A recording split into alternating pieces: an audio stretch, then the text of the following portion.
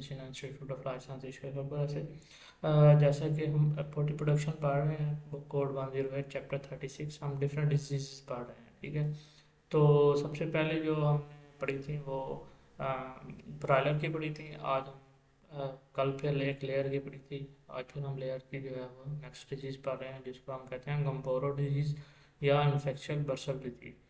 अब इसके क्या इफेक्ट्स हैं फार्मिंग के ऊपर, लेयर फार्मिंग के ऊपर, एग प्रोडक्शन के ऊपर, और ये कौन कौन सा सिस्टम अफेक्ट करती है और इसके कितने लास्टिंग इफेक्ट हैं, ये सारी चीज़ें हम जो है वो लेक्चर में डिस्कस करेंगे।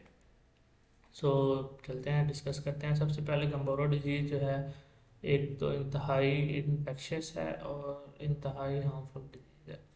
ये ऐसी डिजीज़ है जिससे जो है वो जो है लेयर्स की जो प्रोडक्शन है वो बिल्कुल ही ख़त्म कर देती है। इन सेंस कि ये मेनली अफेक्ट करती है उसके इम्यून सिस्टम को, और जब इम्यून सिस्टम डाउन होगा तो क्या होगा कि जो लेयर होगी, जो इन्फेक्टेड लेयर होगी, वो सस्पेक्ट हो जाएगी कई और डिजीज़ से। सो इस डिजीज़ की वजह से बहुत सारी डिजीज़ हो जाती हैं। ठीक है, तो इन इसको जो है पोल्ट्री का या पोल्ट्री इंडस्ट्री का जो है वो एड्स भी कहा जाता है। ठीक है, कि ये एड्स की तरह बिल्कुल जो है इम्यून सिस्टम को डाउन कर देती है। देन अब इसके पढ़ते हैं एटियोलॉजी क्या है। अच्छा, एक ये वायरस की वजह से होती है। ठीक है, जो एक स्ट्रक्चर को अफेक्ट करता है जिसको हम कहते हैं बर्सा ऑफ फेब्रिशियस। बर्सा और फेब्रिशियस जो है मेनली इसके अंदर जो है वो लिम्फोसाइट्स बनते हैं, बी लिम्फोसाइट्स।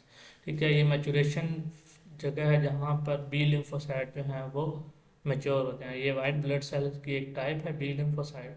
ठीक है, और इसका काम मेनली क्या है, एंटीबॉडीज बनाना। बी लिम्फोसाइट जो है वो आगे एंटीबॉडीज बनाते हैं।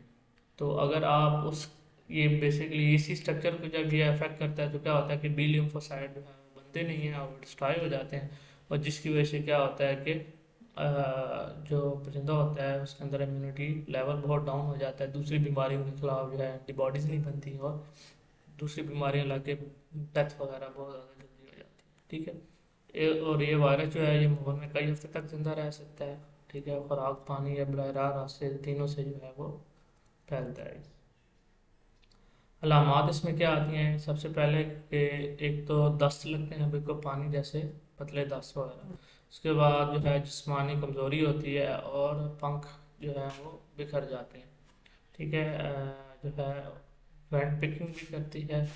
ठीक है, इसकी जो है वो अपनी जो वेंट होती है, इनके जो उसका जहाँ से उसका वेस्ट निकलता है वेंट, वहाँ पे चूंच मारती है बार बार। ठीक है, उसके अंदर प्यास भी उसको ज़्यादा लगती है। शरह बीमारी तकरीबन जो है वो 100% है। ठीक है, मतलब जो है एक दफ़ा एक वायरस आ गया तो ये सब में जाएगा ही जाएगा। ठीक है, और उसके बाद जो है इससे जो है नेक्स्ट डिजीज फैलेगी ही फैलेगी एक दफ़ा ये आ गया। और उसके अलावा इसके अंदर शरह अमवाज जो है वायरस की शिदत पर मुनहसर होती हैं कि कितनी जो है ये शिद्दत है। अचानक बीमारी का आगाज़ होता है, मुर्गियाँ सुस्त तो बिल्कुल जो है उदास, या मतलब कह लो कि आप ऐसे देखो इकट्ठी होकर एक जगह पे बैठी हुई होंगी, बिल्कुल डाउन हो जाएंगी।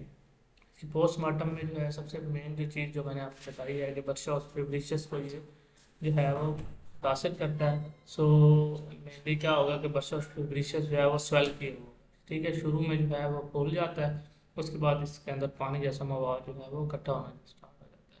फिर कुछ दिन के बाद जो है बरसा जो है वो बड़ा और नरम हो जाता है, उसमें फिर जो है वो फिर क्या होता है कि आहिस्ता आहिस्ता जो है ये अपनी जो असल हालत है उसके बाद ये उससे सुगड़ के बिल्कुल ही छोटा हो जाता है।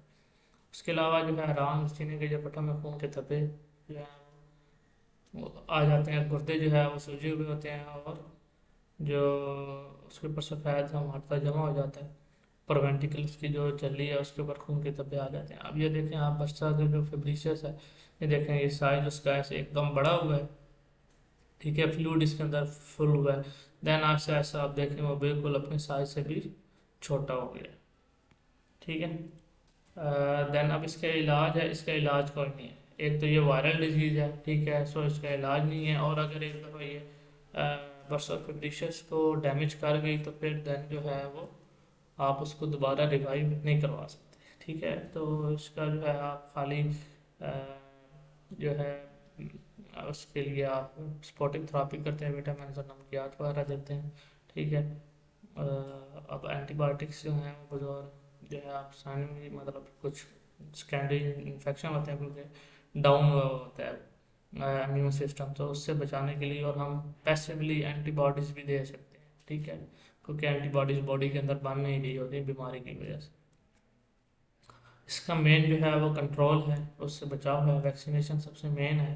ठीक है, आईबीडी की वैक्सीनेशन आती है, इन्फेक्शस बर्सल डिजीज़ की, इसको गंभीर डिजीज़ भी कहते हैं। ठीक है, तो ये जो है हम इस तरह भी कर सकते हैं कि जो पेरेंट है, मीन क्लियर के जो पेरेंट्स हैं उसके अंदर जो है जैसे कि हम ब्रीडर होते हैं उनको जो है हम वैक्सीन लगाएं, तो क्या होती है कि ये अंडे के ज़रिए ट्रांसफ़र हो जाती है बच्चे के पास भी वैक्सीन।